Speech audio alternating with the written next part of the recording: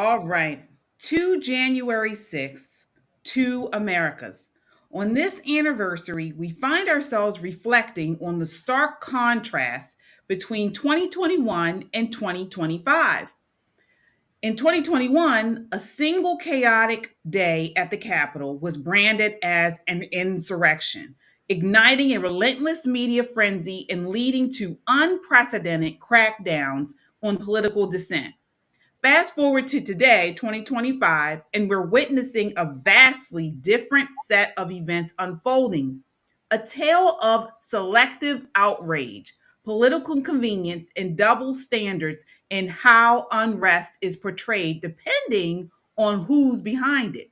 Tonight, we're pulling back the curtain on the hypocrisy, the media spin, and what it all says about the state of our great republic.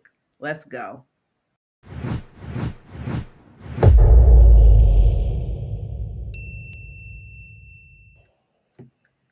All right, folks. Good evening. Good evening. Good evening. Hello. It's Monday, Monday Night Live, and it's time for Poppin' Politics.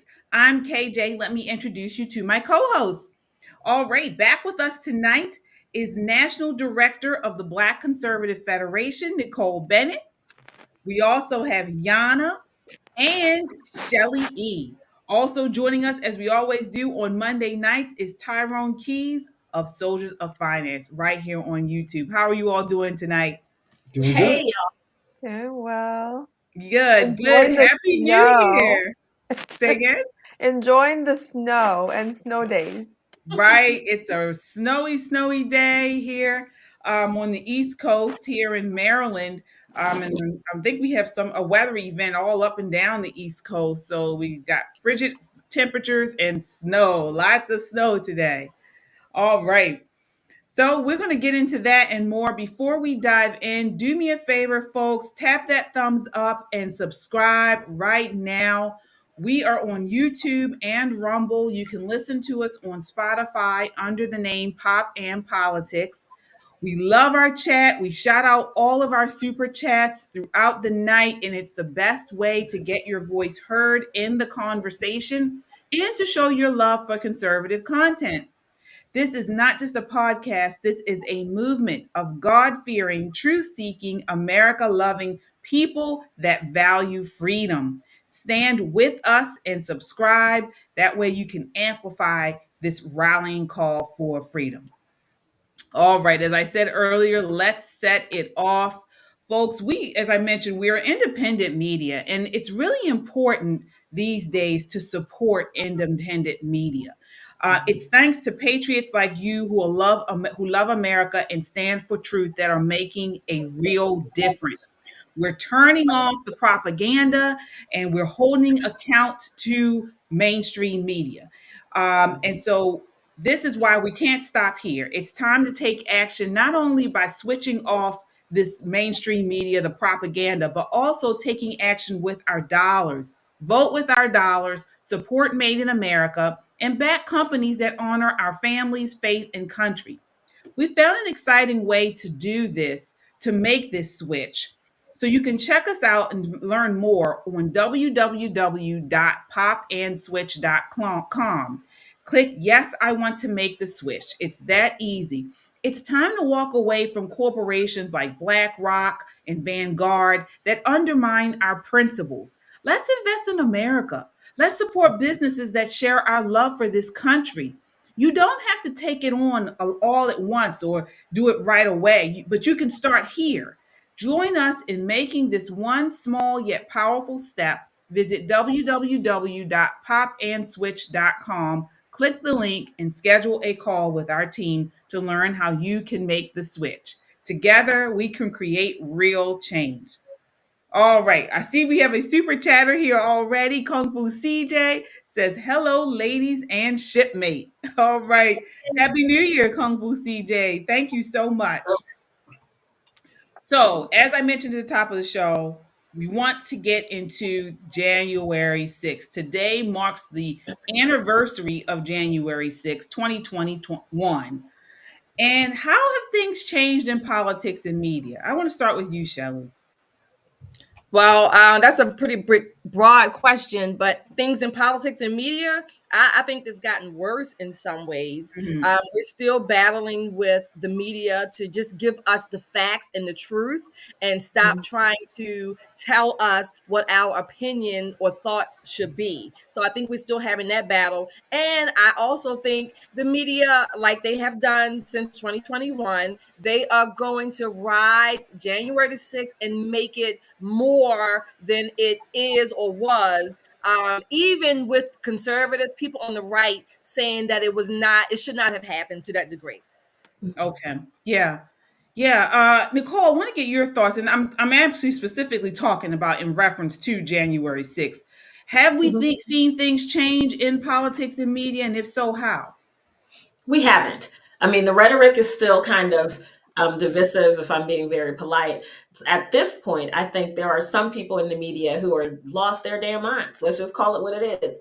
You see people who are even on our side of media, alternative media, when you think of guys like Destiny and all the guys who play video games and talk politics in the background, who are just doubling down on dumb, and it's not helping. It really isn't helping. I think we have a long way to go. However, I think there is an uprising that is happening of people who do want the right things to happen.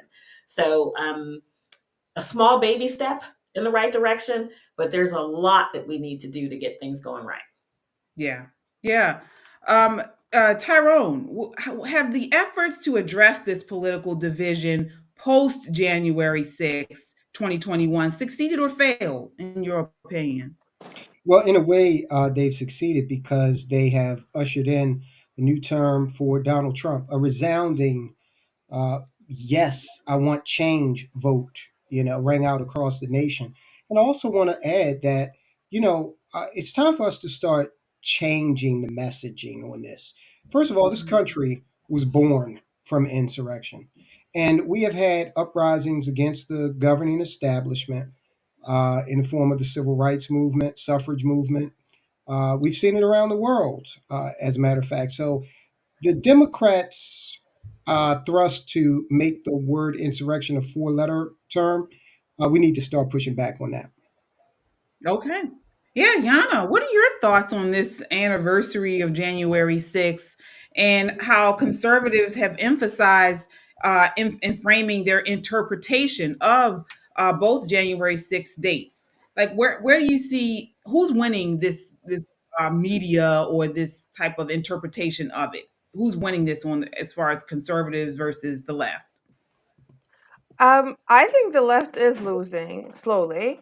Not like totally because they have a lot of supporters, but they still want to talk about it because that's the only thing they have. Hmm. So, right now they've lost, and a lot of support is turning towards the new administration, certifying the election results today. So that's that's the news. That is the present and the future.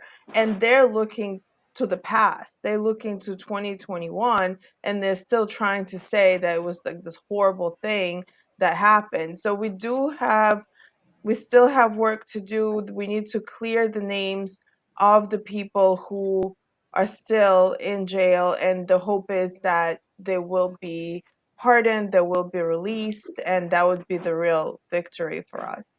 Yeah, I agree. I mean, I think one of the biggest things that has to change is the lies surrounding January 6th. I want to acknowledge our super chatter here. Kung Fu CJ says Trump needs to release all videos of J6 and Epstein and Diddy. I Mhm. 100% agree. And that's where I wanted to go to next, as far as sort of like the lies that have been able to take over the media landscape that we've been dealing with for over the past 4 years. So we were told that in the afternoon, we were told of the imminent threat. Two pipe bombs were found near the RNC and DNC headquarters. Now, these devices, if you remember, we were told could have caused catastrophic harm. After all, the DNC, the vice president had been rushed there for some reason. We still don't know why. And also, strangely, all of the records were lost. So the Secret Service accidentally deleted all of these records and as to why she was moved to the DNC. Then the surveillance footage was ignored. Cameras was turned off. I mean, there were so many lies surrounding this, and they're still pushed in the media, and they have not even gone about trying to get out the truth behind this. All 26 FBI informants were on the ground that day. Why did that? If we had 26 FBI informants on the ground, then why did this happen at all? Exactly. I want to respond to something you said. Let's get one thing straight. Mhm. The CIA does not accidentally erase anything. They don't accidentally destroy anything. Okay. So that right there, if you want to call it a lie, an untruth, a falsification, that does not happen. Not only that, even if they destroyed something, 99.99%, they have a backup somewhere. So either way, there is footage, there is I guess evidence, tapes, whatever, to show and to verify the things that are slowly being leaked, if you will. That's number one. The informants were there because they already knew, going out surveying and whatever other word that they use in the cyber world, but they knew in advance that there was going to be hundreds of thousands of people there. They always have informants in the ground in these instances. So this is nothing new, having informants. What's new is that, again, well, maybe it's not so new, that the cover up, because there's more to the story. We still don't know all the facts about JFK, let alone MLK and any other K, Kennedy, or whatever, any other Sarah Kennedy and family. We still don't know the facts about that. Malcolm X. Let's go down the road. The list. We don't know. We still don't know. Yeah. I saw an interview maybe 4 months ago, 5 months ago, with Donald Trump talking about his first term as president, where he wanted to release the documents regarding MLK and JFK and RFK, and I hate that they all end in K, right? But all those gentlemen who had mysterious deaths, right? And he was asked not to. Yeah. I don't think this time around they can ask him again not to. I think at this point, there's a level of transparency that we need as Americans to make sure that our government is working for us. Right. And that this person who's holding on to that tape, and I agree with you, Shelley, that's somebody's get out of jail card. That's somebody's I'm gonna keep this money in my pocket forever and ever card. Somebody has a copy of what was deleted, and they're holding on to it for hard times, for good times. But make no mistake, the CIA knows exactly what happened. And I believe, my personal opinion, is that they did fudge that information. They didn't turn over everything that was requested. And truth be told, when we look at the history of MLK, JFK, RFK, and Malcolm X, and probably untold people that we don't celebrate in our nation, their hands are pretty dirty. Mm-hmm. Oh, yeah. Their hands are dirty. So don't ask us to believe everything that you're saying now, like, buttermelts in your mouth. Get out of here. We know you guys are dirty as the day is long. So make no mistake, I cannot wait for Donald Trump to release all of those, especially that Epstein list. I think Hollywood is on pins and needles. Oh, yeah. When it comes to January 6th, I think the left, the leftists, the Democrats, they are angry. They're upset that it wasn't violent enough.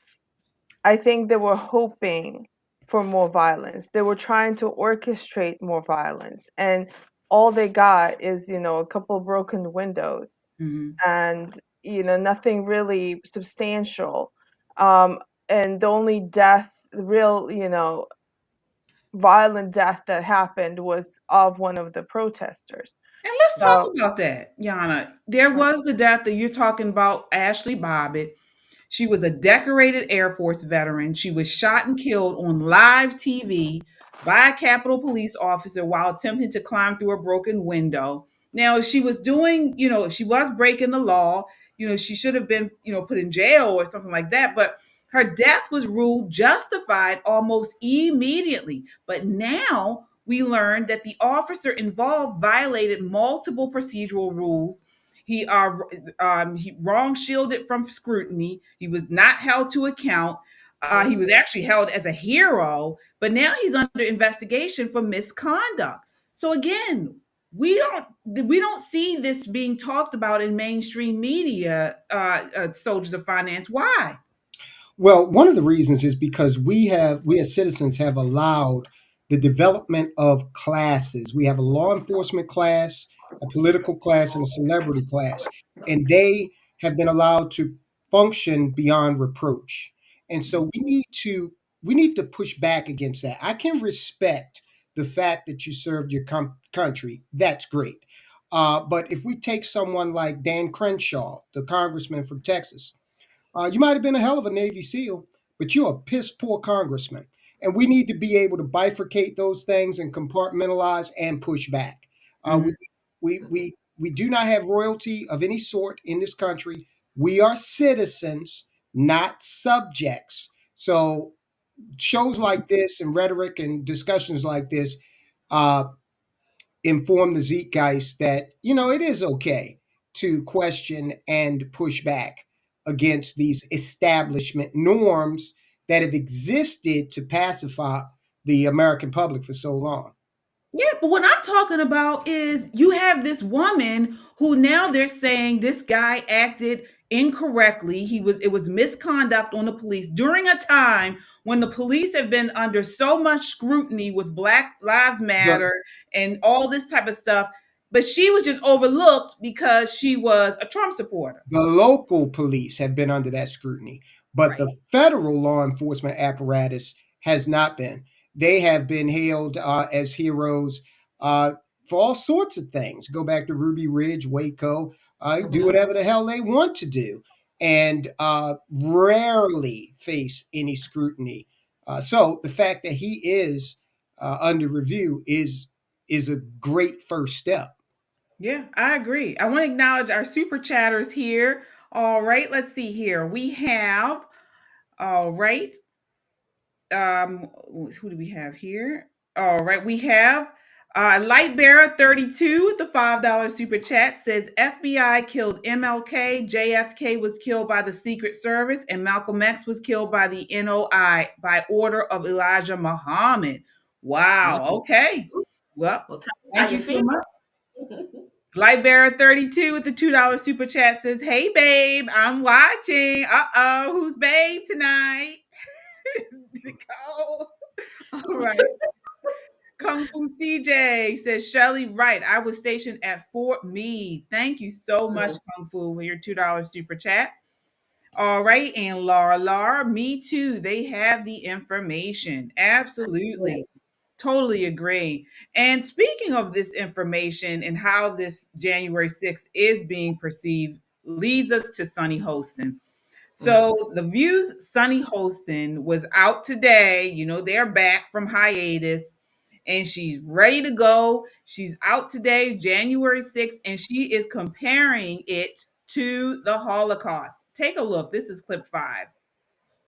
I think we need to find moral clarity, in this country. And I just remember after January 6th, you had someone like Mitch McConnell placing the blame on January 6th where it belonged, squarely on Donald Trump's shoulders. And then you started seeing people backtrack that and losing their moral center. You had Condoleezza Rice, I believe, on this very show saying, we need to move on from January 6th. I say no. You don't move on because January 6th was an atrocity. It was one of the worst moments in American history. And when you think about the worst moments in American history, like World War II, things that happened, like the Holocaust, chattel slavery, we need to never forget because past becomes prologue if you forget any race. I want to ask you. Yeah. Okay. So an atrocity. January 6th was the worst moment in American history. World War II, she compares it to the Holocaust. Nicole, is this a great comparison? She's out of her mind. As a New Yorker, as someone who lives in New York, she just skipped clean over September 11th, right? That loss of life, the devastation to our nation, the wars that popped off the quiet wars we're still fighting to keep America safe, with two, not one, but two terrorist attacks over the course of the last week. And she's comparing January 6th to that.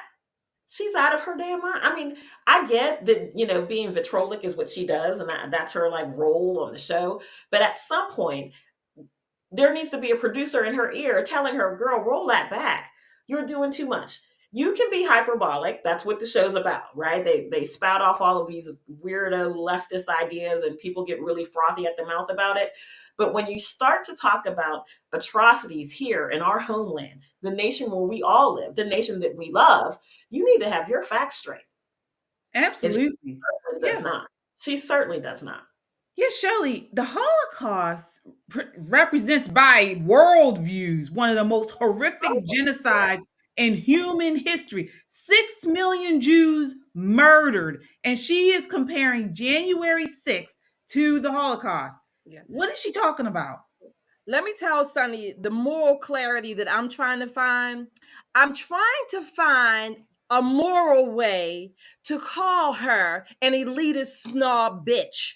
That's what I'm trying to find. I'm trying to find a better moral way. So maybe she can help me do that too. But not only does she you want to compare it to the Holocaust. Nicole mentioned 9/11. What about all of the school shootings that have happened on American soil? What about Pearl Harbor? I mean, what about, gosh darn it, the BLM terrorists and rioters who tore up the cities, who caused the death of a retired officer? What about those people? No, they don't count, because you know why? They were on the right side, the political side that she belongs to, that she advocates for, the side that does the most damage physically, financially, socially, psychologically. They have done the most damage. And yet this bitch, that's my moral clarity, I found it. This bitch, it goes on and says things like this. I mean, it's incorrigible. You cannot get to me. Sunny Hostin is at the top of my moral clarity, elitist snob bitch meter. That's what my moral clarity says to me. Yeah. Yeah. Yana, I mean, she's talking about moral clarity. This is coming from a woman that gets on her pulpit every day or most days advocating for abortion. What type of society do we have where babies in the womb are not even safe? She has advocated for this. And then she's talking about moral clarity. Does she have anything to stand on? No, she's just saying what she's supposed to say. And someone mentioned about her producer in her ear. That she was supposed to say these things. They have a meeting before the show and they're told, keep pushing January 6th. We can't forget January 6th. And that's why she said we can't forget it, because that is the agenda. They're supposed to keep bringing it up, because people are starting to either forget or start feeling differently about what really happened on that day. And those people who are still in jail are about to get exonerated. And we're hoping to get more evidence of what really happened and who, and all this stuff. People are watching, and people on the left, the regular people, like the consumers of different media, they're getting all sorts of information about, and generally people are distrustful of the CIA, and they can believe that something was happening, something that we do not know that was happening on that day. So they're afraid that their cover is going to get blown and they need to keep pushing. But this is, I think it's what is it called, like death convulsions of someone who's dying, and it's just movements, but they don't really mean anything. So they're dying. The left and the View especially, I think they're on the way out. Yeah. Tyrone from Soldiers of Finance. What are your thoughts here? I mean, she even compared it to chattel slavery, where we had 12.5 million Africans transported as far as the Atlantic slave trade is concerned. I mean, how is she even? They're connecting this. Sunny is, her mind is that of a diseased degenerate. She's disgusting in every way, every way. Uh, and I would hope that the Anti Defamation League and the NAACP would exercise some moral consistency and take her to task on her comments. Because what did you have, like 100 maybe folk storm the Capitol, I think, somewhere in there. Uh, there's absolutely no comparison to chattel slavery or to the Holocaust. So you know how I feel about Sunny. She's just disgusting. Her husband. Who is this guy? Is he alive? He's a surgeon, and from what I hear, he's some surgeon in New York. Well, I mean, maybe he's best suited to get her the mental help that she needs. But if you don't want to help yourself, no one can. But she just tops herself every time she opens her mouth. Yeah. You mean the lobotomy that she needs? He is a surgeon that he could do I it. mean, that's the only mental health procedure right. that he's able to provide as a surgeon. That is a great point. I would love to see that. That would calm her down. I want to acknowledge our super chatters here. All right, let's see who we have. We have Kung Fu CJ with the $5 super chat. Thank you so much. Says Sunny is out of her mind. The Civil War was an insurrection. Only one person died on J6. Agreed. Agreed, Kung Fu CJ. I mean, this is ridiculous. And Tyrone, Soldiers of Finance, you brought up a good point about how where's the outrage surrounding this? I mean, when she said this, people in the audience started clapping. People, don't you understand that this lessens what occurred on these historic moments in our history, on this horrific tragedies that we all learned about in school and things? This lessens that. People, you don't understand that. There's no comparison. I don't understand how anyone can look at these things, the Atlantic slave trade, the Holocaust, World War II, and say that there is any comparison. It's zero. None. There's no comparison. And they only clap because the sign said to clap. So the sign came on, said clap. They were like, clapping, clapping, clapping. I'm pretty mad at her because she tried to drag Condi Rice into her foolishness. I love it. Into your foolishness.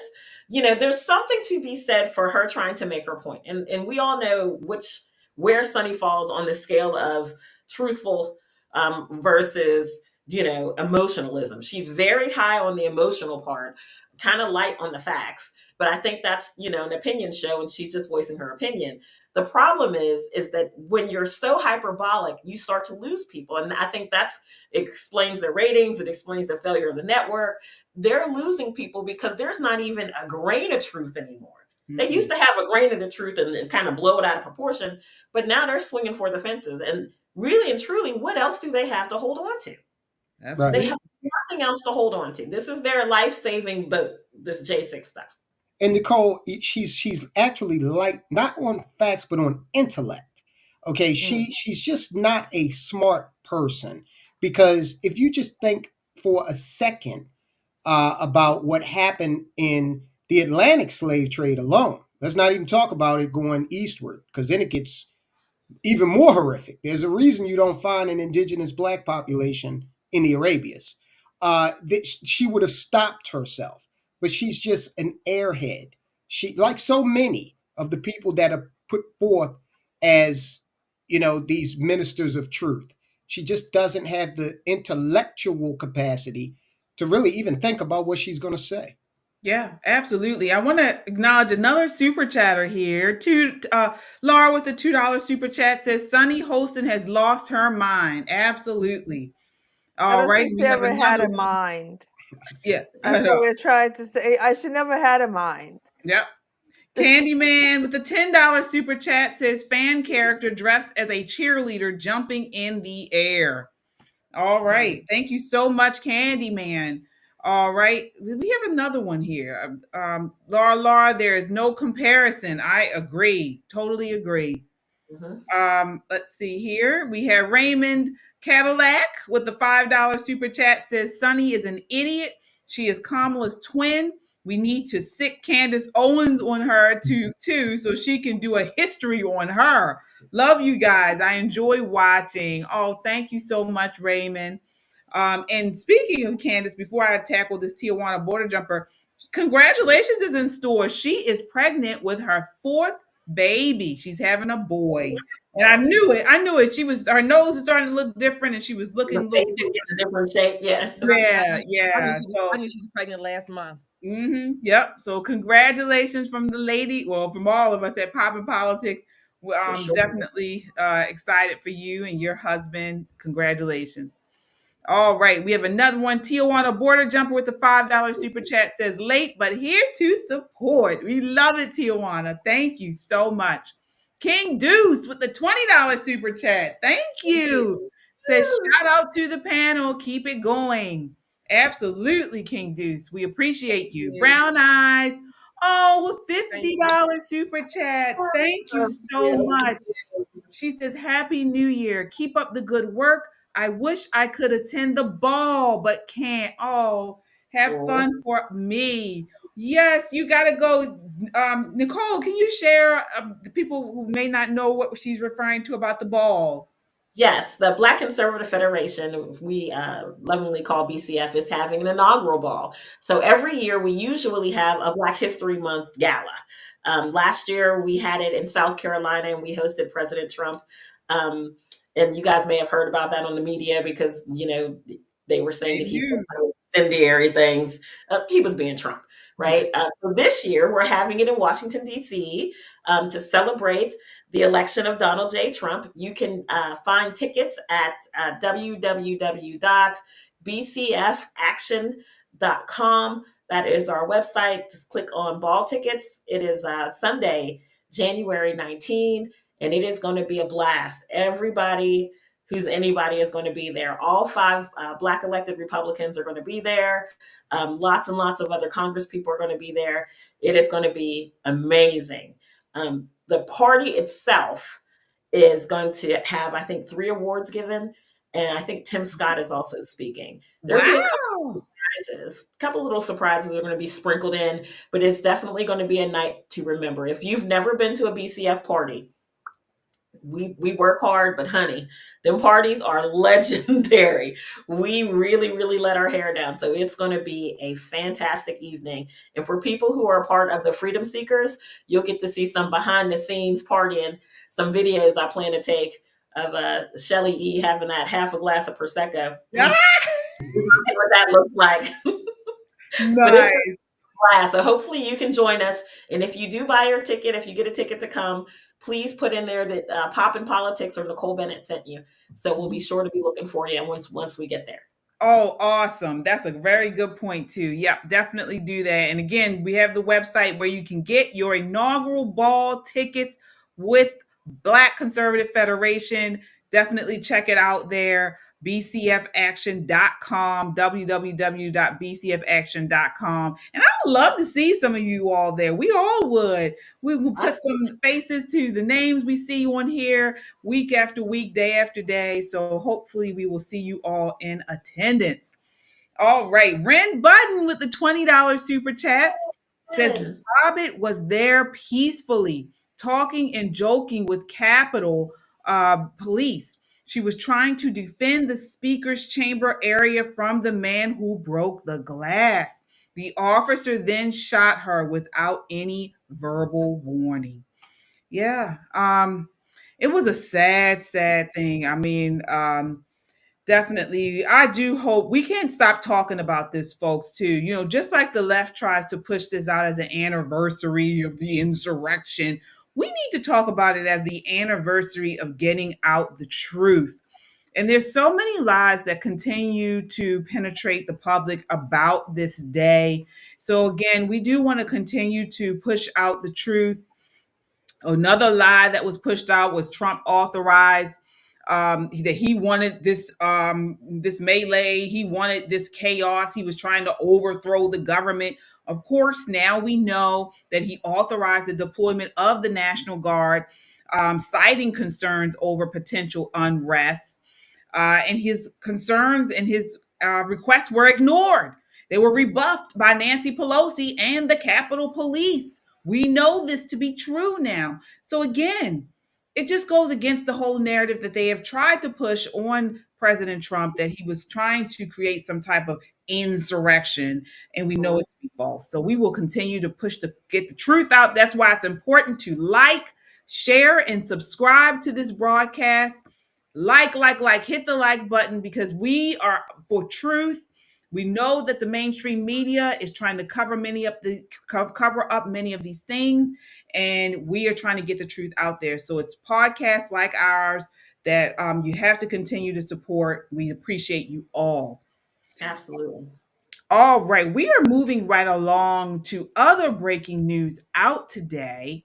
Canadian PM Justin Trudeau resigned. We have a special guest with us tonight to talk about that and everything involved with it. I want to bring up Canadian D.A. Bourne. All right, he has been waiting patiently backstage. We are so excited you are joining us for the first time. He is author and journalist on the YouTube channel Breaking Mediocrity. Welcome tonight, DA. Thank you for having me. It's an honor to be here. I just want to say first and foremost, I'd like to thank this channel.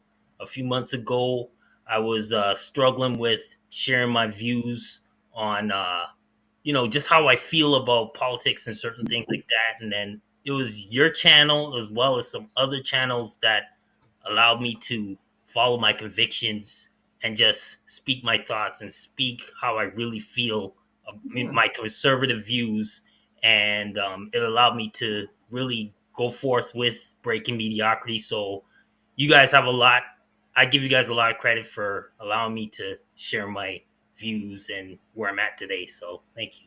Awesome. I'm so excited. We inspire each other, and this is what it's all about. We create a community of common values, of shared values, and we can't be afraid. It helps all of us to stand up against the deep state, stand up against mainstream media. And you have your channel here, Breaking Mediocrity, and I've watched it several times. It's a great channel. I do encourage you all to check it out. And so here we are today. So I want to get right into what we are here to talk about. Justin Trudeau resigned today. And before we really get into this, take a look here. This is clip 1. People are having a very hard time paying for groceries. Young people can't find affordable housing. And beyond that, we have the threat of Trump's tariffs.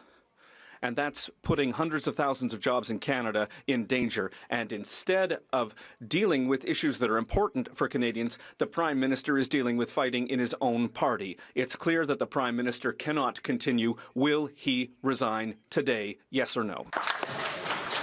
Mr. Speaker, the NDP leader is absolutely right. This cannot continue. This Prime Minister cannot go on like this. Housing costs have doubled. Food bank use has doubled. The debt has doubled.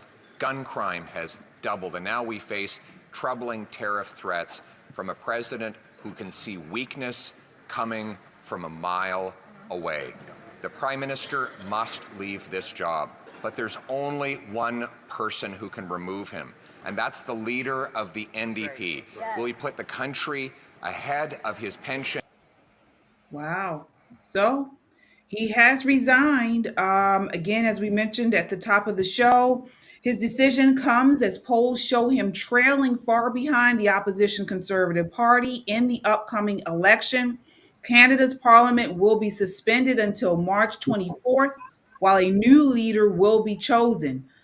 He said today in remarks, "Last night over dinner, I told my kids about the decision that I'm sharing with you today. I intend to resign as party leader, as prime minister, after the party selects its next leader through a robust, nationwide competitive process." I want to move the floor to you, DA. I mean, we're here in America. So did you see this coming? And how do you think this is going to affect the the direction of Canada going forward? Well, there were many talks that Trudeau was going to resign, that he was going to resign. I was hoping he wasn't going to resign, not because I'm left wing or anything like that. I just wanted to see him get defeated in an election. I wanted him to fall down hard. But however, I guess pressure was mounting.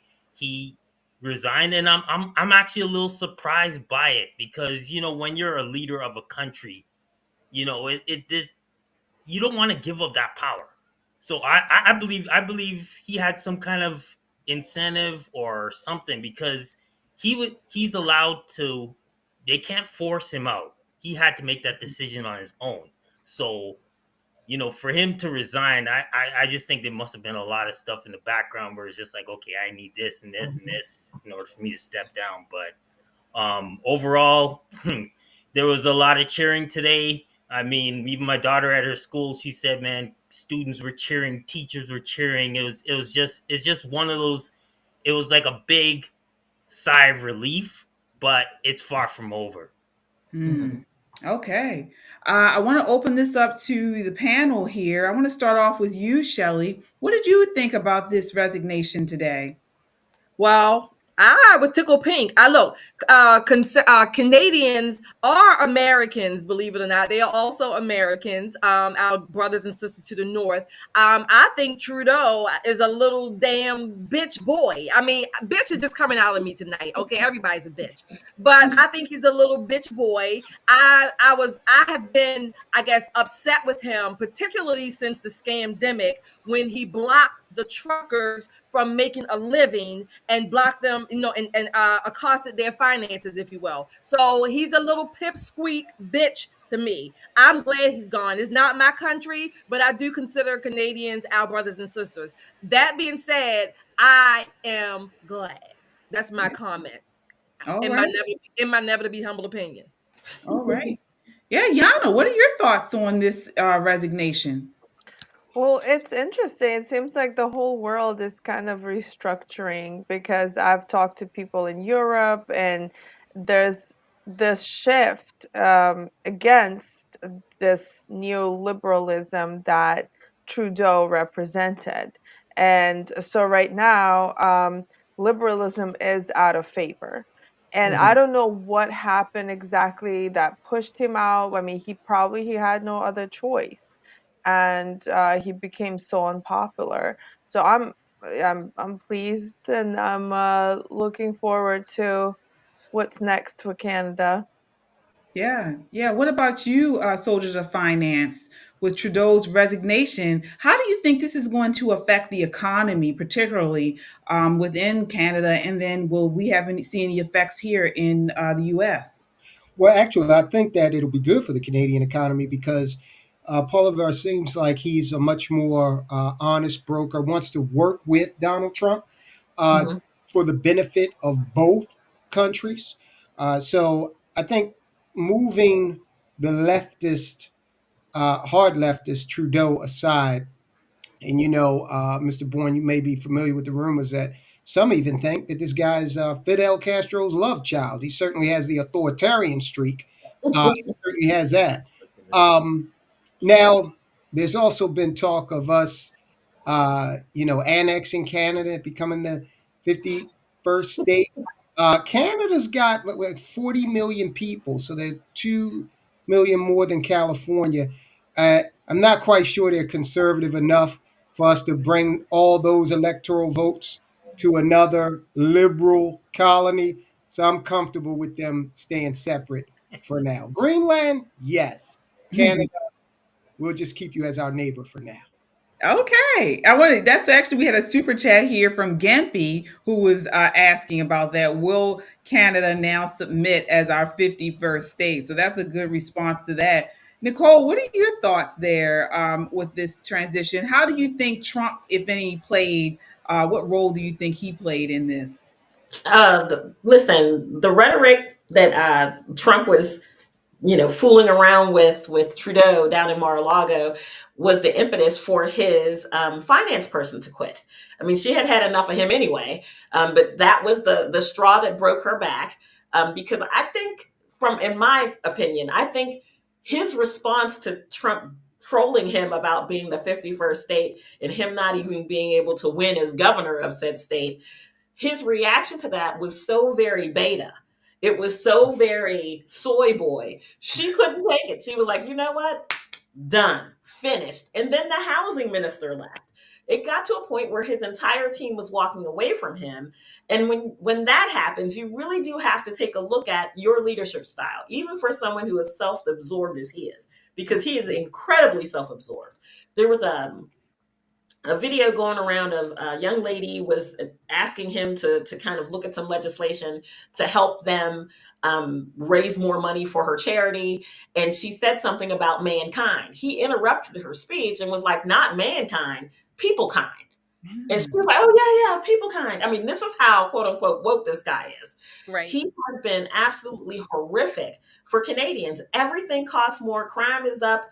All the things that they knew to be wonderful things about Canada, he has come in and absolutely destroyed it, only to replace it with climate change, right? So his idea of being the Kamala of the North has backfired tremendously against him. Now, I don't know if these tariffs, the talk of tariffs from Trump is going to help the conservative candidate, Pierre, my French is bad, Poilievre. I think.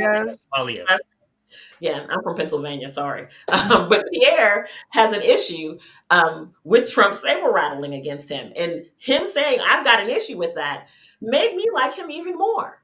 He stood up and was like, listen here, we're Canada. We're never going to be state number 55. We're going to sit down and talk about it, but we're going to have to stop that in this moment. That's what Trudeau should have said when Trump was trolling him in Mar-a-Lago. Instead, he sat there and ate his damn asparagus like Trump said nothing to him.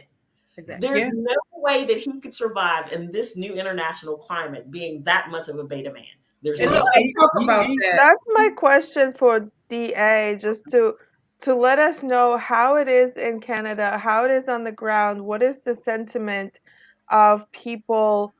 Like Tyrone, Soldier of Finance, has mentioned that they're way too liberal. Is that what you are seeing there on the ground? What are people like? How did they respond to Trump's comments about Canada being 51st state? And who do you think will be the next leader? Well, the ones who don't like Trump obviously didn't like his comments whatsoever. But I mean, those who are supportive of Pierre Poilievre, they liked his comments. The idea of Canada being the 51st state. I think a lot of them joked about it, but at the same time, they're like, you know what, man, being a part of the U.S. is a lot better than what we're dealing with right now. However, I could tell you this about the whole tariff thing, and Trump is just gonna sit and wait because he's not gonna deal with the current government that's in place. Pierre Poilievre, I'm telling you right now, he's becoming a rock star in Canada. He is building momentum, and he had a recent interview with Jordan Peterson over the weekend, hit 2 million views. He is building momentum, and the main thing why Canadians like him so much is because when you ask him a question, he gives common sense answers. He does not have word salad like Trudeau and Kamala Harris. The guy just gives straight answers, and even a 8-year-old kid can understand what he's saying. And this is why he's building up so much momentum.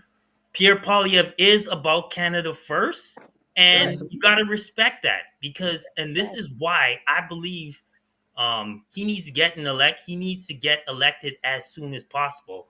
We are hoping for a spring election and not a fall election because the earlier the better. I think if Trump and Pierre sat and met, I believe they would come to an agreement with the whole tariff thing because, Trump likes people who are straight to the point, that don't beat around, that don't don't talk a bunch of gibberish. He just wants the facts, and we're waiting for this collaboration to happen, but it's a crazy circus that's going on right now, and we just gotta wait it out.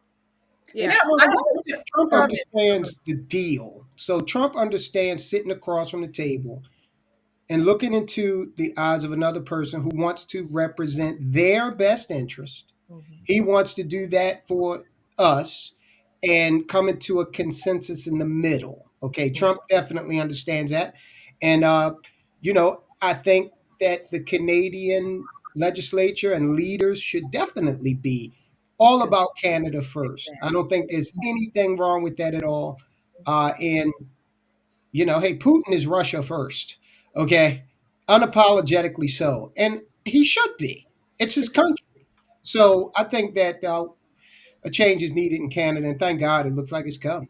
And I would suggest to Mr. Pierre that he might want to or consider hiring back Chrystia Freeland, because when you have a finance minister that resigns because the prime minister is spending too much in a socialist like country, that's some BS right there. So it's about the finances. She's about the finances, again, doing what's best for Canada financially, and he wants to spend everything. So you're right, Tyrone, Nicole, everybody. Every country should be about itself first.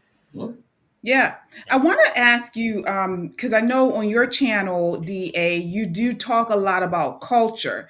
And so I wanted to ask you, under Trudeau, how have you seen woke culture grow? How have you seen culture change within Canada?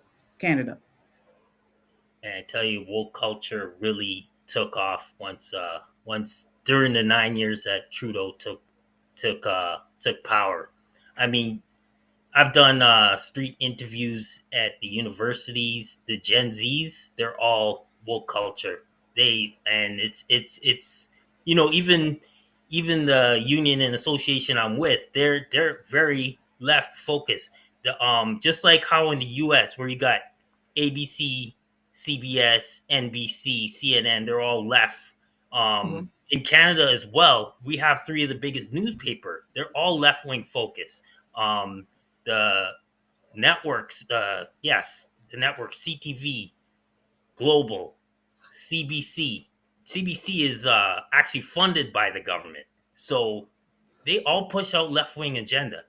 So it has gotten pretty strong, and I think that Trudeau he allowed it to get to the point where socialism, he's pushing the socialism so hard, and he's focusing on so much other things, the spending, giving to other countries before giving to us. The Ukraine, when they came here, gave them tons of money to live in Canada. Our national debt is at 1.2 trillion. 1.2 trillion, and we only have 40 million people. That is astronomical. I mean, real estate has skyrocketed. You have people in Ontario in their 30s and 40s still living with their parents because to get 10% down on a home, they need to save up $120,000 just to get in their first home. It has gotten to the point where, woke culture or not, it's like, okay, we need change. And it's gotten to the point now where it's just like, Lord help us. Lord help us. So. All right. Well, thank you so much for coming on tonight and just giving us sort of an insider scoop of what is going on in Canada. We have to have you back on to keep us abreast of what's going on as this election proceeds. What are the final thoughts as far as what's going on, and then how can people find you? Well, final thoughts is that you know what, this is gonna be an ongoing circus all year long. We're just hoping for spring election so that Pierre Poilievre can get in there and we can really do some real good negotiation with the U.S. and develop a bond. I'm going to be talking about it a lot throughout the year. My YouTube channel is Breaking Mediocrity, so I encourage all whether you're American or Canadian, go check it out. I talk North American topics, so check it out. I greatly appreciate it. But yeah, it's gonna be fun. It's gonna be crazy, and yeah, it's gonna be a popcorn year, definitely. All right. Well, thank you again, DA. This is DA Bourne. He has a YouTube channel, Breaking Mediocrity. Definitely check him out, and we will have you back on before the election. Anytime. Thank you very much. All right. Thank you. All right, folks. So we are moving right along to by the terror attacks that we've seen recently. So I want to talk about the latest developments in the New Orleans attack and the Las Vegas cyber truck attack. So the ex-girlfriend of Matt Livelsberger, this is the guy who blew up the cyber truck in Las Vegas, broke down in tears during a new interview saying she failed him. This is clip 4. Take a look. I failed him. We all failed him. He was really open about the trauma he faced and the teammates he lost. He sent some front views and he shared he felt like he was Batman or Halo. It wasn't until 2 days later when the FBI contacted Eric that she found out what happened in Las Vegas. They started to show me a video of him in the Cybertruck. My whole heart broke for him. That he was so broken that he got to that place. Eric is still struggling with why Livelsberger would take his own life. He didn't say anything explicit that would have triggered it, I guess. Well, his nearly 20 years of military service, Livelsberger saw multiple combat deployments. The FBI describing the incident in Las Vegas as a tragic case of suicide by a highly decorated service member struggling with PTSD and other issues, guys. All right, folks. So there's a twist to this whole thing, and this is what I really want to talk about tonight. So Matthew Livelsberger claimed to be part of a cover-up of war crimes in Afghanistan. The U.S. Special Operations soldier who allegedly detonated explosives inside a Tesla Cybertruck outside the Las Vegas Trump Hotel had reportedly emailed a bizarre message about the drones over New Jersey and the esoteric topics, and other esoteric topics. This is according to Blaze News. The U.S. Army confirmed that Master Sergeant Matthew Allen Livelsberger was on leave when he reportedly died in the explosion on New Year's Day. On Friday, an email attributed to Livelsberger appeared on social media and revealed his thoughts just days before the incident. He's quoted as saying, "First off, I am not under duress or hostile influence or control. My first car was a 2006 black Ford Mustang V6 for verification," began the email that was sent to retired U.S. Army intelligence officer Sam Shoemate. Shoemate read the email on the Sean Ryan podcast. Folks, we've talked about his podcast on here. And after he released it on email, the contents were confirmed by authorities as being authored by the suspect. And it says, and I quote, "What we have been seeing with drones is the operational use of gravitic propulsion systems powered aircraft by most recently China in the East Coast. But throughout history, the US," he continued, "only we and China have this capability. Our open location for this activity in the box below. China has been launching them from the Atlantic from submarines for years, but this activity recently has picked up. As of now, it is just a show of force, and they are using it similar to how they used the balloon." Livelsberger went on to call the drones the most dangerous threat to national security that has ever existed. He claimed that either the FBI or Homeland Security had been following him and digitally tracking him. He says, "I have knowledge of this program and also war crimes that were covered up during airstrikes in Nimroz province, Afghanistan in 2019 by the administration, DOD, DEA, and CIA. I conducted targeting for these strikes of over 125 buildings that killed hundreds of civilians in a single day, the email read. He claimed that he was part of a cover up of the supposed war crimes and enumerated military leaders whom he worked under. So, investigators have been trying to piece together the events leading up to the explosion. They're still saying that this was a unaliving of himself. Nicole, I want to start off with you on this. What are your thoughts? Do you think that there's something more to this? Was this a cover up? Yes, I think there's a whole lot more to this story. I like that in his email that he said something about his very first car, the type of car it was.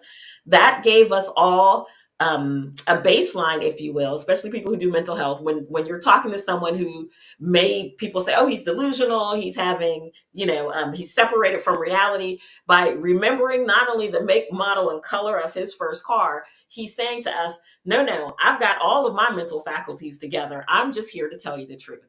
And I think maybe if we get Kash Patel, maybe we'll find out what really happened. But it doesn't sound like to me that this was someone who was wanting to die.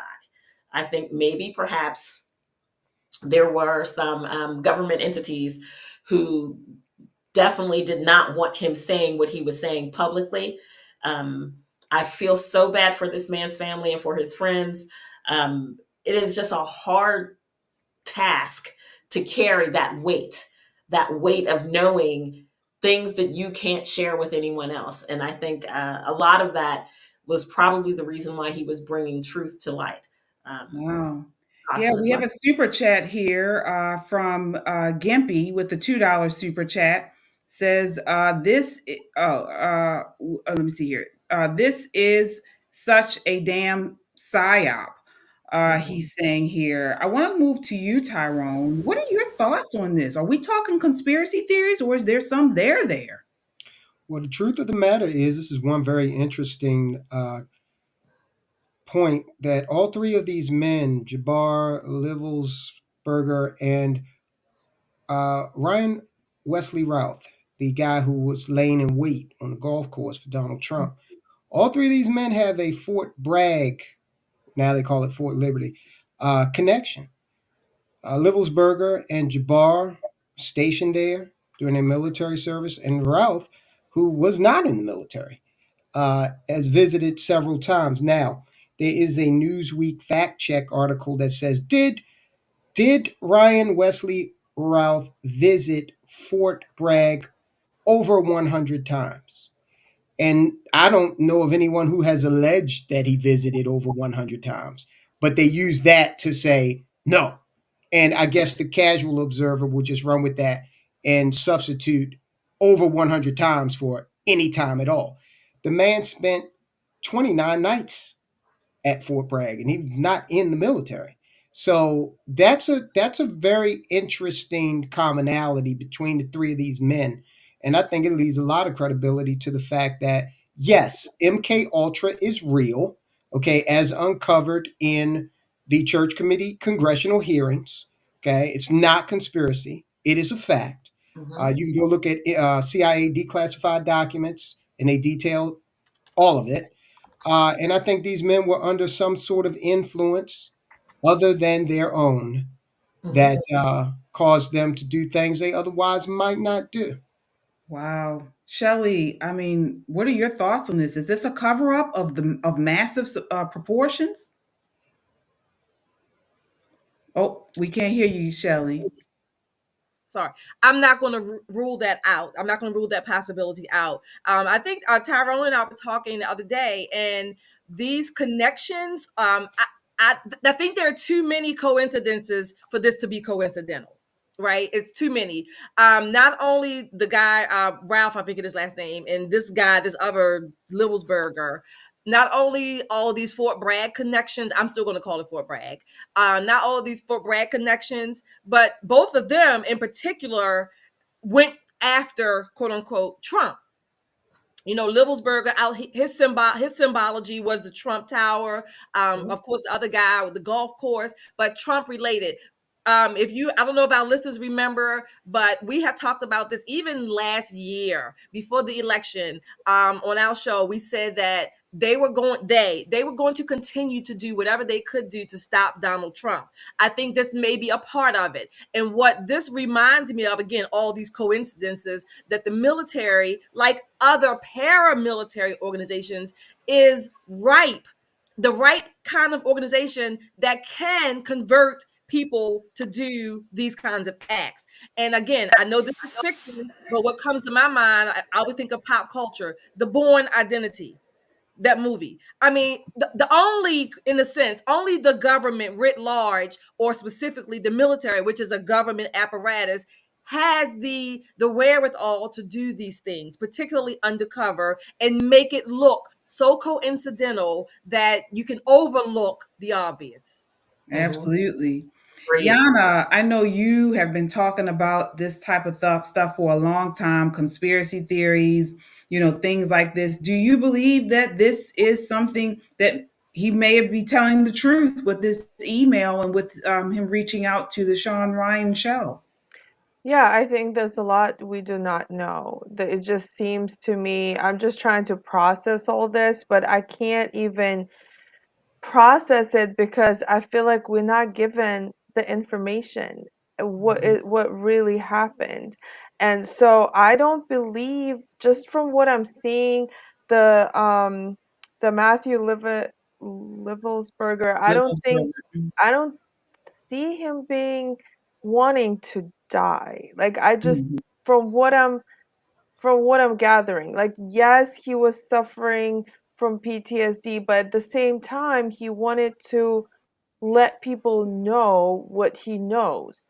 And those types of people usually do not want to stop talking, because if you die, then you can't share that information. So regardless of how much you're suffering maybe from what you experienced, but he didn't seem like the, depressed person who just wants to be on his own and not communicate. He actually was trying to communicate.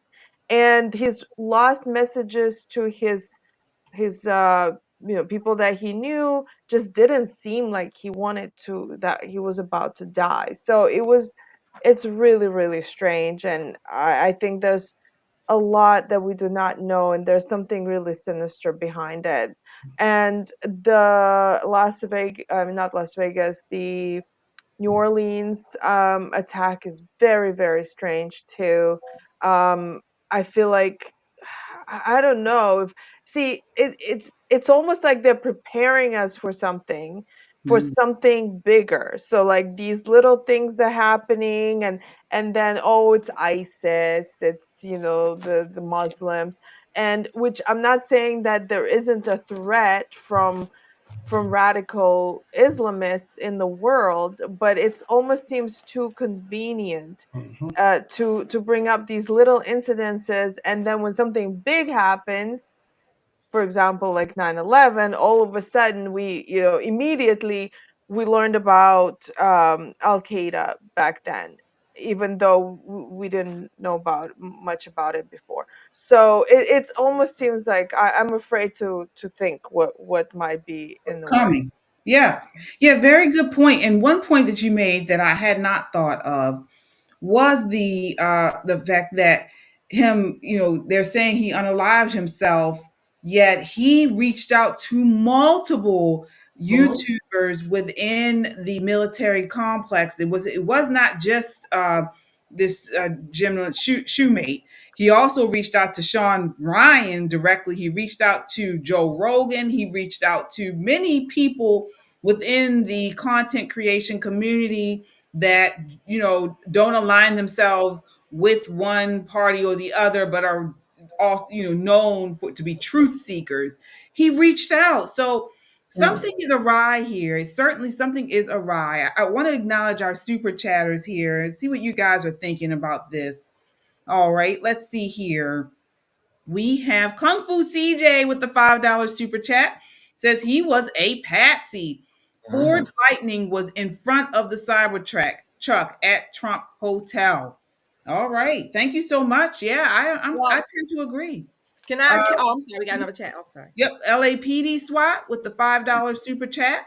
All right, says it's ironic that the left wants to end drilling, but push war leaves the largest carbon footprint. Good Mm-hmm. point. Good point. Mhm. LAPD SWAT. Laura with the $2 super chat. Is this the thing Elon Musk is checking out? Yes, indeed. So many people have been talking about this. It's really set everything on its head over the holiday. Shelly, what were you mentioning? I was gonna say LAPD, the carbon footprint, or whoever said that. You're right. Dead bodies do leave a lot of carbon. But I wanna. I got some MREs for people if you need to be prepared. Got some Mm-hmm. MREs here, so I All would right. suggest you get some. All right. Absolutely. I mean, All if right. you So, mhm, if we can go down a rabbit hole just for 1 second, right? mhm. Here's where I am with this. What if they were all a part of a cell? And there are probably a few other members of this cell. And the cell was quote unquote activated upon Trump's election, or thinking of Trump being elected, but more so that this may be triggered by the changes that are coming for the Pentagon, for the Department of Defense. Mm. Maybe now it's time to get rid of the loose lips, in that cell. Because what we're seeing is, usually if there's something that happens like this man, 20 years of service. PTSD is a very real illness. But he didn't get PTSD, in the last year of his service. He's probably suffered with it throughout his continuous term in the military, and likely was going through some sort of treatment to help, therapy, what have you. But we're supposed to believe that suddenly, on a drop of a dime, he decides to unalive himself. But first, he's Yeah. going to reach out to all of these other people. I truly believe that this is a cell, that they're trying to rid the cell, to get rid of the cell, the people in the cell, before the new head comes for DOD, because Pete Hegseth has already said that there's going to be a sweeping change. And everybody who had anything to do with Afghanistan, any of the generals, are going to be gone. And he meant that. Oh. So what we're seeing now, maybe the people who know where the bones are buried, so to speak, in Afghanistan are suddenly, domestic terrorists. People that, they don't really want people looking into. That's just me and my rabbit hole. If you agree with me, hit the like button. If you got a rabbit hole of your own, put it in the chat so we can get together on the rabbit holes. But I think this is something that we should look into. We should Wow. definitely peel back some of the layers of this onion. Yeah, that's a good one. That's a good one, Nicole. You might be on the money there because, and this is another question I want to ask you all. Do you believe Trump is going to pull back the covers on this and expose exactly what's going on when he gets in? Do you think he's going to put people in place to uncover what is going on? He's going to I'll try. put this out to you. Mhm. He's definitely going to try. 4 years is going to go by in the blink of an eye. You got to understand that the bureaucracy, the unelected bureaucracy, is a hydra. It's real and it's pretty strong. And they're going to resist with everything they have, even to the point of maybe even, doing something here in the United States to justify a war against Iran, okay? To take the focus off of what we need to do here domestically and to justify the need for these intelligence agencies and the Pentagon. What better to do that than another war, right? So Trump is definitely going to try to do those things. But look, when people have tried this in the past, when they've tried to do these sorts of things, be they elected officials or we talked about Malcolm X, Martin Luther King Jr., and others, they didn't make it that long. Okay. And I will say this, and I hope to God I'm wrong with this. Boeing is rolling out a brand new Air Force One in 2025. Okay. I'll be damned if I would get on it if I were Trump. Boeing already has a built in plausible denial. Oh, things have been going wrong for us mechanically for years now. And It's a damn shame that Air Force One was lost over the Pacific. We can't find, hide nor hair of it. We'll do better next time. Hey, look, I'd be burning Zoom up if I were Trump, because I just don't trust this The Secret Service is the government, same government that despises Donald Trump. Yeah, you're absolutely right. And you mentioning the government, we've talked about this Las Vegas attack, but we just witnessed a terrorist attack in New Orleans with intelligence now suggesting, as we've kind of talked about throughout this segment, multiple active cells within the U.S. potentially planning coordinated attacks.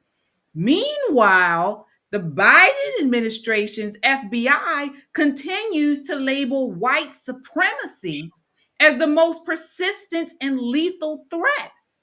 So, how can such a blanket prioritization align with the reality of emerging and immediate dangers? They keep continuing to say, look over here. And we're saying, no, this is what we need to be talking about. You guys are going off in the chat. Before I get the panel to respond to this, let's get these super chats here. So let's see here. I have Laura with a $2 super chat says, did you hear about Islam turning Christian?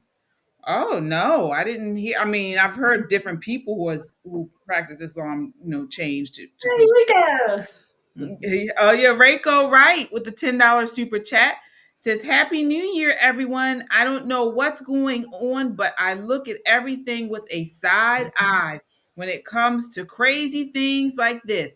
Oh, yeah, Nicole looking marvelous tonight. Yes, thank you so much. We appreciate you. All right, we have here, let's see here. We have Reiko right again with the $5 super chat says, I hope Trump pulls back the curtain like Toto did on The Wizard of Oz. I agree. Trump needs to be very careful. Absolutely. Thank you so much, Reiko. We agree.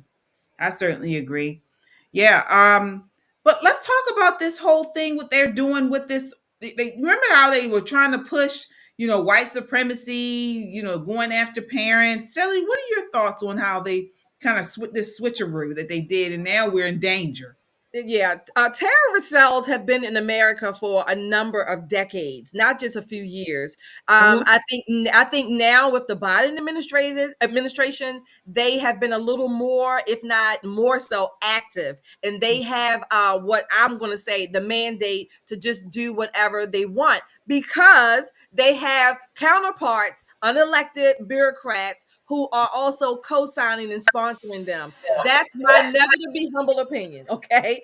Allegedly, as they say. But I think, like you said, they want to distract us with so many other things when Americans are literally in danger. Certainly, Donald Trump is and still is, and he has been since coming down the gold escalator in 2016. He was never supposed to get in according to the bureaucracy, the elite establishment. He should not have gotten in 2016, and he certainly should not have gotten in 2024. So Americans are in danger. Donald Trump is even more of a threat to the unelected bureaucracy who wants to destroy America.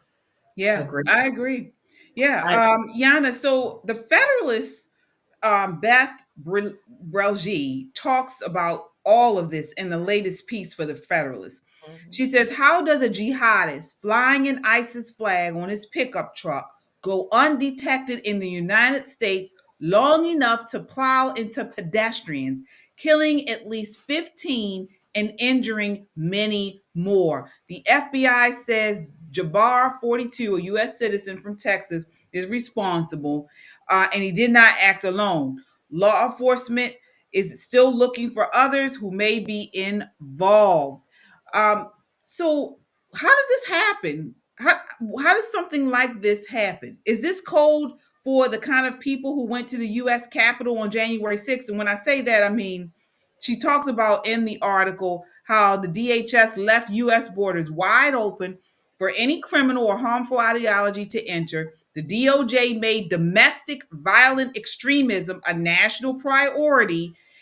June 2021, National Security Council announced a plan to target domestic terrorists, mostly those who promote superiority of the white race and militia violent extremists. The FBI called them the most persistent and lethal threats. This is what she talks about in this article.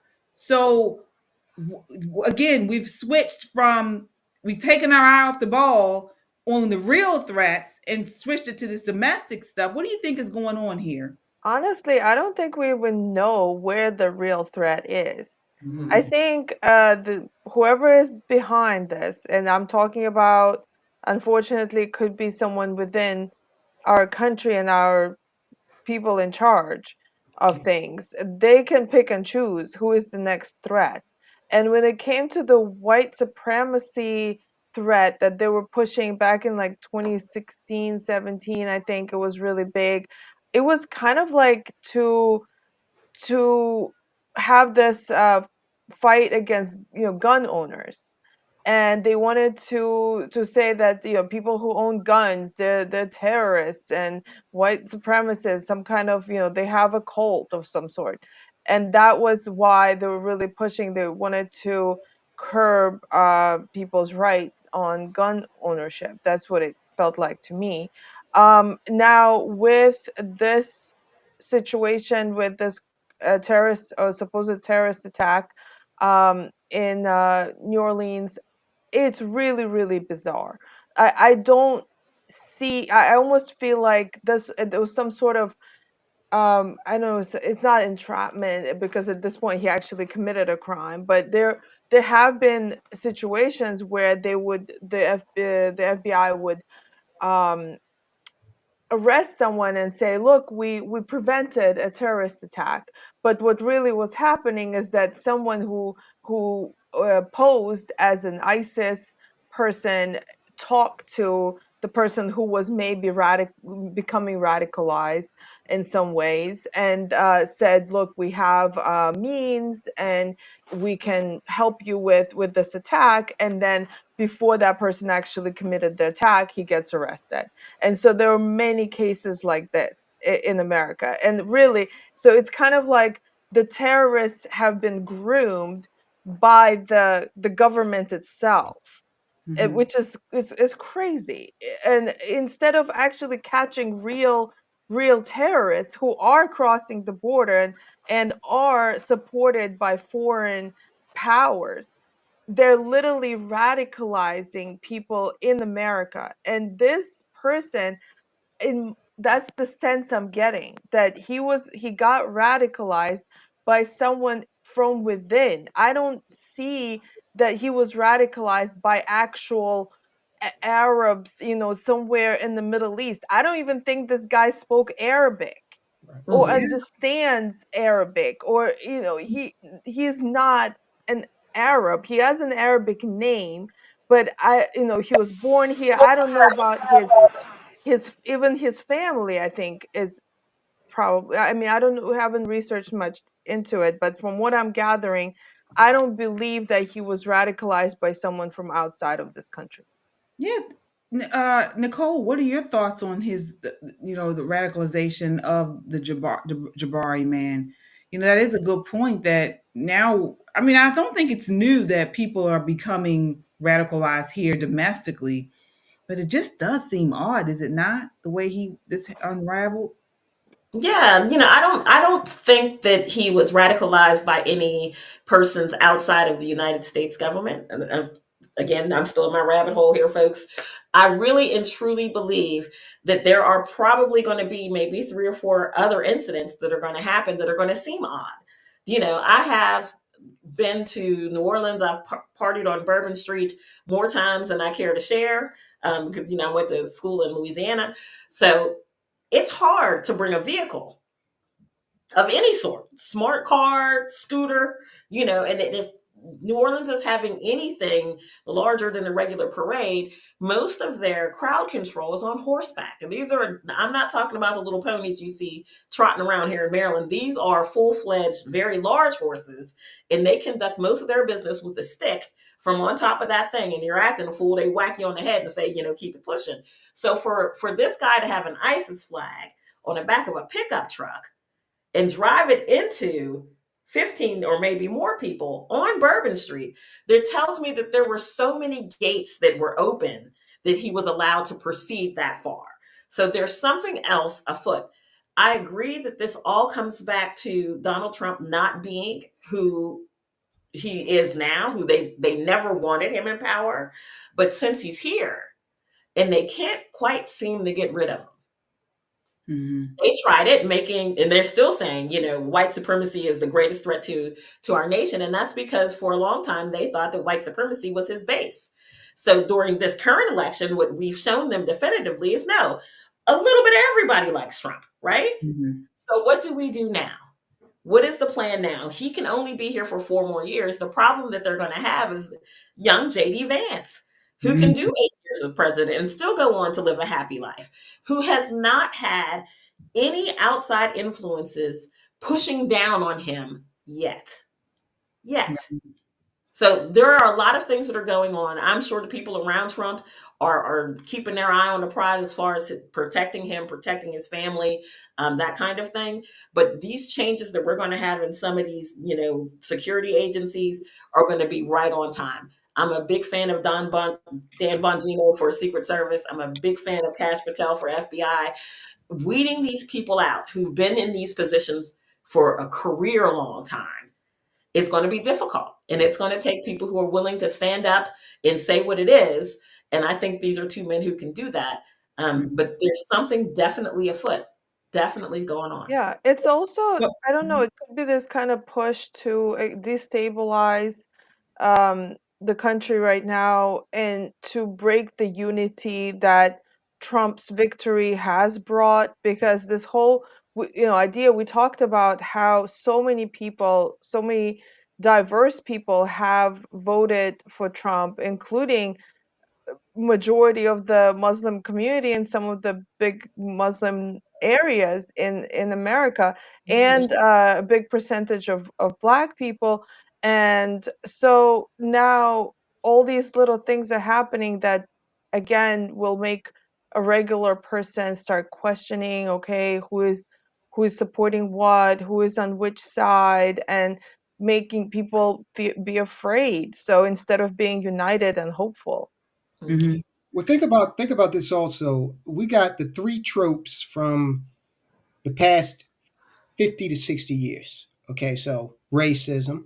Okay, you can't find enough Klan members to fill a phone booth. That's the reality of it. Okay, you've got Russia. All right, that was the nemesis for quite some time, and Al Qaeda, and they tried all 3 in the past few months. Right, so who's next? Aliens, maybe, but they've run out of these tropes that were the reliable go-tos to put Americans in fear and separate Americans. As Yana just said, we got a lot. You got Muslims, you got Black people, you've got gay people. Okay, they didn't talk about that voting bloc saying, hey, look, we might be gay, but we still got to go to the grocery store, okay, and buy food, and it's expensive for gay and straight people. So you've got a lot of people that broke toward Trump, and I think the power structure is saying the old standards aren't working. We tried the racism thing. It's falling flat. Putin, that whole thing, and the big Russia, I think they know it's not the Soviet Union anymore. And then, okay, let's go back to Al Qaeda. That we had them here lately. Let's go. Forget Daesh. Forget what were the other? There were some other ones in the mix. Let's go all the way back to Al Qaeda. So it's ISIS. So he had the ISIS, right? Yeah. So as long that's the recent. So it was like Al Qaeda, then Taliban, now ISIS. Right. They just keep rehashing, having new names. And it's not working. And they are frustrated. They're at their wits' end. Yeah. Yeah. Shelly, what is your message to patriots who are listening to this? It sounds like this is coming from the deep state, the swamp. It may be some type of conspiracy going on for God knows what. Is it to divide us? Is it to get Trump? I don't know what it is. What should patriots do? I think patriots, most patriots, and they will, America first, regardless of where or who is doing the destruction. I think even with the military, again, I'm a veteran, Tyrone's a veteran. We love our country, and it doesn't do me any joy to have this kind of feeling, if you will, towards my country, my government. I'm not happy about it, but I can't deny what I think is so obviously clear in my never to be humble opinion. So I think patriots, that's the thing. Patriots, not bureaucrats, not elitists, not party, Republican, Democrat, libertarian, whatever, not party. Patriots, America first. And I think patriots will stand on that, America first. And if you happen to be an American who wants to destroy America, we are going to stand in the gap. Absolutely. Yep, Absolutely. that's what I couldn't have said it better myself. Mhm. Folks, we are at the end of our time tonight. I want to end on, as we're going to do for going forward here in 2025, what news story or issue is flying under the radar that you believe deserves more public discussion? Doesn't have to be something long, but I want I want to leave them with something to look forward to look into, because this is what we're all about. We're about being on the attack. We're going to be on the offense this year, not defense. So we need to be in the know and recognize and understand and look into these stories, these issues that need to be on our radar. And we know the deep state, we know mainstream media isn't covering it. So, Tyrone, I want to start off with you. What news story or issue do you believe is flying under the radar and that we need to talk more, the public needs to talk more about? Congestion pricing, this new scheme they have up in New York City that basically charges you a premium to come into the special area where the elitists hang out down in lower Manhattan. This thing is going to metastasize across the nation. London does it, Singapore does it, and it's a way to restrict travel. It's going to hit the poor and the middle class hardest. They're charging people to go to work. And so this thing needs to be pushed back against very hard. Wow. All right. Yana, what news story is flying under the radar that you believe deserves more public attention? Well, I will often look at European news and what's going on over there. And right now, the EU, together with Ukraine, are trying to freeze millions of people in their homes. And well, it's called a separatist region of Transnistria, which is part of Moldova officially on the world maps, but no, people do not know that there's a big region that has separated from, or claimed they want to be separated from Moldova, and right now they're not getting any gas supply in the winter, and they're barely having electricity because everyone is trying to use electricity to heat their homes, and the grid is just not supporting that. So it's in the middle of Europe and people are freezing right now. It's scary. So, and of course nobody is talking about it because they're Russian supporters and Russian people. My God. All right. Shelly, should people be looking at or looking into? What issue or topic or news that's flying under the radar? I'm going to stick with Europe like Yana, but on a small, I guess, a smaller country, the Netherlands. And this story has been in and out of the news for about 2 years or so. This idea with the Dutch farmers and the country taking their land and their property. And I didn't know to the extent that I know now, I didn't know a few years ago how significant the Dutch farming and agriculture plays a role in the world, feeding the world, literally. That small country and their significant impact on feeding the world. And it all has to do with this climate change. And, Tyrone mentioned the congestion tax or whatever. All of these things play a part. All of these big concepts, if you will, these big pictures, they trickle down to the local level. And so I think this is at least one area that I think is under the radar, but it may need to come back out. All right. Nicole, what should we be looking into that we're not? So this is a little bit kind of off color, so to speak, but the Pope has appointed a new archbishop for Washington, D.C., just in time for Trump's inauguration. This new archbishop, his last name is McElroy, is probably one of the most liberal people that professes to be a leader in Catholicism. This is someone who's been an open and vocal critic of Trump, especially during his first term. He is already kind of ripping into Trump about the deportations that are going to happen, saying things like, who would rip a child from their mother's arms? And, we don't need leaders who see every Arab person, man or woman or child, and see fear immediately.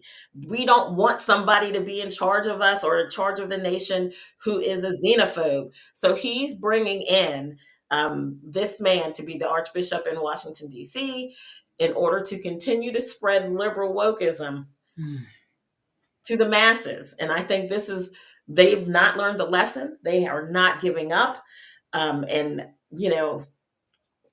Some Black pulpits, you hear a lot of anti-Trump, anti-hate stuff, or I'm sorry, definitely hate things that are coming out of Black churches. But now it's coming to Catholic churches here in Washington, D.C., in the nation's capital. So we've got to keep the fight up. We've got to be aware, prepare, and do our thing to make sure that the truth is told. But if we thought for 1 second that this epic win that we had was going to change the dial, if anything, they've turned up the heat.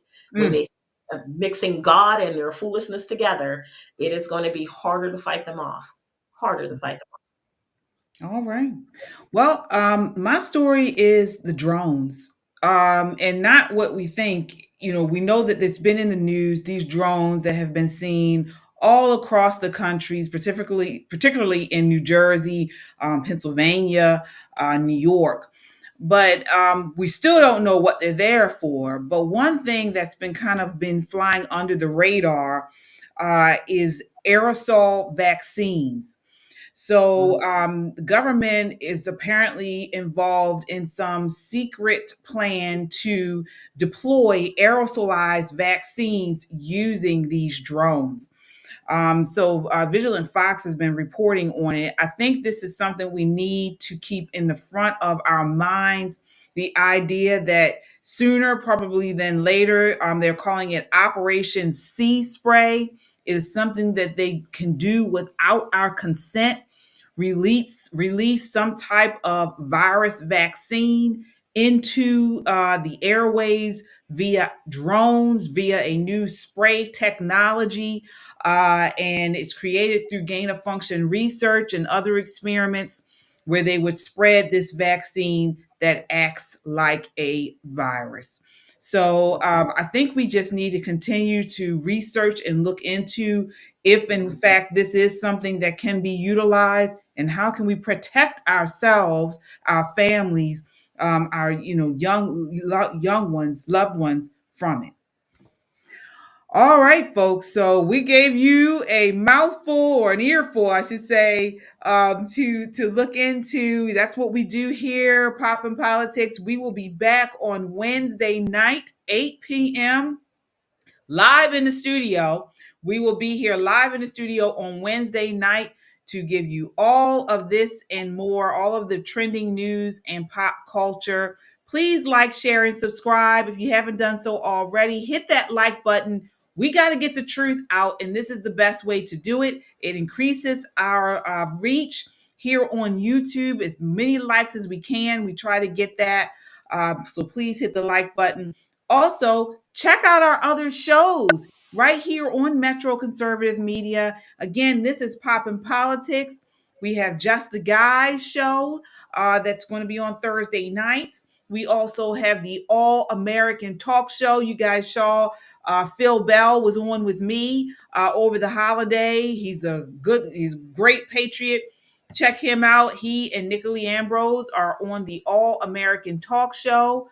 And and more. You guys can check it all. I have my show, Christian Conservative, KJ Christian Conservative, where I talk about things from a biblical perspective. Check it all out. We are here, and we will be back Poppin' Politics on Wednesday night at 8 p.m. Until next time, count your blessings and live a life of purpose. Good night.